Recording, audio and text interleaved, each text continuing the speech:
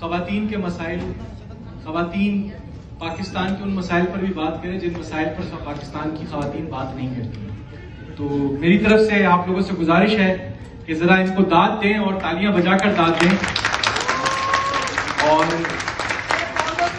ہمارے یہاں صرف مڈل کلاس ہی تبدیلی اور انقلاب کا پیش خواہ نہیں ہوتا، بلکہ اپر کلاس کے لوگ بھی جو ہے وہ بہت ساری چیزیں کرتے ہیں، بہت ساری چیزیں صحبتیں برداشت کرتے ہیں.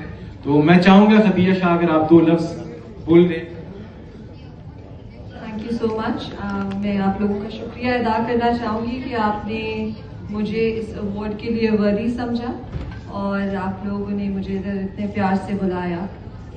اس ایوارڈ کو I think I should dedicate this to all the women of Pakistan, کیونکہ نہ صرف میں نے ریزیلینس شو کی ہے، آئی تھنک پچھلے 2 سالوں میں جو پاکستان کی خواتین نے ریزیلینس شو کی ہے اس کا ہماری تاریخ میں کوئی مثال نہیں ہے.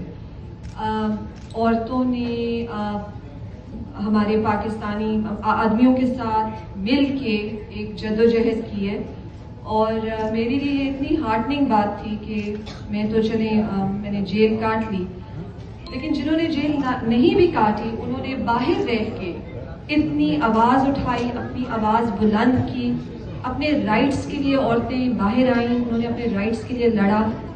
اور پھر 8 فروری میں جب میں نے سنا کہ 57% of the vote that was cast by women, اور this was so heartening, it was so heartening کہ جی یہ وہ ملک تھا جہاں لوگ کبھی ووٹ ڈالنے ہی نہیں جاتے تھے، اور اب ہماری خواتین اتنی بڑی مقدار میں گئیں اور انہوں نے اپنی آواز بلند کی اور انہوں نے اپنی ول کو بتایا کہ جی یہ ہماری ول ہے.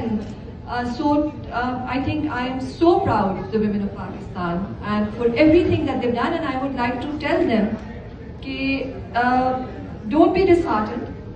آپ اپنے رائٹس کے لیے آواز اٹھاتے رہیں، آپ جدوجہد کرتے رہیں، اور sometimes نہیں، چینج ہمیشہ آہستہ سے آتا ہے. Change is always slow, but you keep trying and you keep moving ahead, and انشاءاللہ تعالی جو آپ لوگ اپنے لیے چاہتے ہیں، جس کے لیے آپ لڑ رہے ہیں، وہ انشاءاللہ آپ کو اللہ تعالیٰ ضرور نصیب کرے گا. So thank you so much and thank you so much for this award.